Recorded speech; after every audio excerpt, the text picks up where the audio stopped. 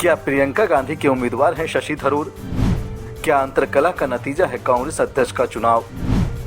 किसकी शय पर कांग्रेसी कर रहे हैं थरूर का समर्थन? क्या शशि थरूर कांग्रेस अध्यक्ष चुनाव में प्रियंका गांधी की ओर से खड़े किए गए उम्मीदवार हैं? क्या कांग्रेस पार्टी के अंदर चल रहे अंतरकलह और पार्टी पर कब्जा करने की शतरंज की चाल में वो प्रियंका गांधी के मोहरे हैं? क्या ये कांग्रेस पार्टी के अंदर फिक्स्ड मैच है या शशि थरूर को हल्के में लेना गलती होगी? ये ऐसे सवाल हैं जिनका उत्तर किसी के पास नहीं है, हमारे पास भी नहीं, लेकिन ये सवाल है और इन सवालों से इनकार नहीं किया जा सकता।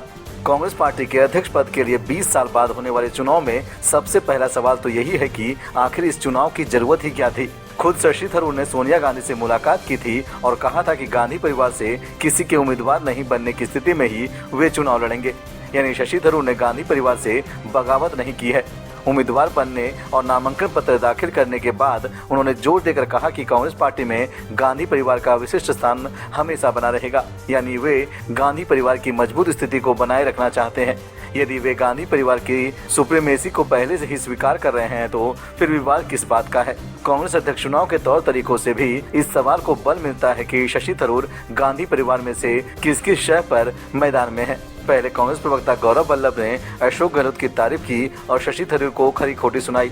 उसके तुरंत बाद जयराम रमेश ने बाकायदा बयान जारी कर कहा कि पार्टी के किसी प्रवक्ता को किसी उम्मीदवार के प्रति कुछ कहने से बचना चाहिए। यानी गौरव वल्लभ ने शशि थरूर की आलोचना कर गलती की है। अब जरा शशि थरूर के नामांकन पत्र पर गौर कीजिए। उन्होंने नामांकन पत्र के 6 सेट दाखिल किए हैं और सब पर 10-10 डेलीगेट्स के दस्तखत हैं। यानी कांग्रेस पार्टी के 60 डेलीगेट्स ने शशि थरूर का समर्थन पहले ही कर दिया है। उनके नाम को पता लगाना कोई बड़ी बात नहीं है, वो तो नामांकन पत्र पर ही है। यानी क्या 60 लोगों ने अपना राजनीतिक भविष्य दांव पर लगाकर गांधी परिवार के प्रति विद्रोह किया है? कांग्रेस पर नजर रखने वाला कोई आदमी इससे सहमत नहीं है। मतलब साफ है, इन लोगों ने गांधी परिवार में से ही किस किस शय पर ऐसा किया। शशि थरूर ने चुनाव प्रचार की शुरुआत कर दी है। वे जहां जहां गए उन्हें जबरदस्त समर्थन मिला है। क्या कोई कांग्रेस कार्यकर्ता गांधी परिवार को नाराज कर ऐसा कर सकता है? शशि थरूर और मल्लिकार्जुन खड़गे में जो एक बहुत बड़ा अंतर है और वो बहुत ही अहम है, वो है उम्र का। खड़गे 80 के आसपास के हैं। जिस देश की बड़ी आबादी 35 साल या उससे कम उम्र की हो, उसकी एक बड़ी राजनीतिक पार्टी इन लोगों पर ध्यान न देकर एक 80 साल के वयोवृद्ध पर दांव खेलेगी।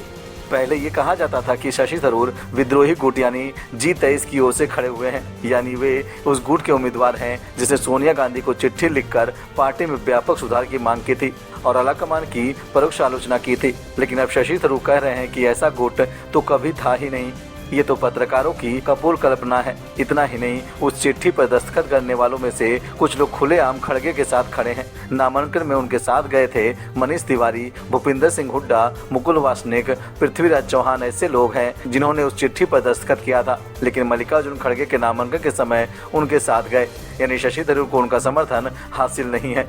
इसका मतलब ये साफ है कि शशि थरूर G23 के उम्मीदवार नहीं है।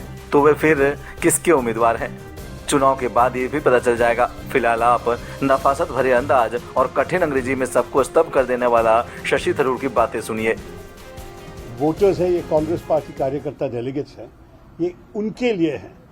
देश के बारे में कांग्रेस पार्टी की बहुत सोच है और देश के बारे में हम बहुत कहेंगे। लेकिन अभी इस चुनाव में हम पार्टी के भीतर किस किस्म के प्रगति लेके आने चाहते हैं, ये इस घोषणा पत्र में है। हम चाहते हैं कि आप देखिए, कायाकल्प की प्रक्रिया को अपनाएं, बड़ी जरूरी है कि संगठन का विकेंद्रीकरण, हमें डिसेंट्रलाइजेशन की काफी जरूरत है इस पार्टी में। AICC मुख्यालय की भूमिका की फिर से कल्पना, पार्टी के मूल विश्वासों को दोहराएं। कभी कभी लोग भूल जाते हैं, भूलना कभी नहीं चाहिए कि हमारे संकल्प, हमारी सोच जो भारत के बारे में है, ये भाजपा और हमारी सरकार से बहुत अलग है और ये हम बार बार जनता को याद दिलाना चाहते हैं। पार्टी में व्यापक भागीदारी, चुनाव प्रबंधन को मजबूत करना, वो तो बड़ी जरूरी है, आपको पता है क्यों। युवाओं पर अधिक ध्यान, और ये मैं कह रहा हूं क्योंकि हमारे देश में युवाओं तो 50% तो पार किए हैं। हमारे देश युवाओं की देश है और हमारी पार्टी भी युवाओं की पार्टी होनी चाहिए। भविष्य में अगर भारत ये 21वां शताब्दी को हाथ में लेके अच्छा रोशनी ले आना चाहेंगे इस देश में, तो युवाओं को हमें शक्तिकरण देनी ही चाहिए। महिलाओं के लिए बड़ी भूमिका ये बड़ी ज़रूरी है।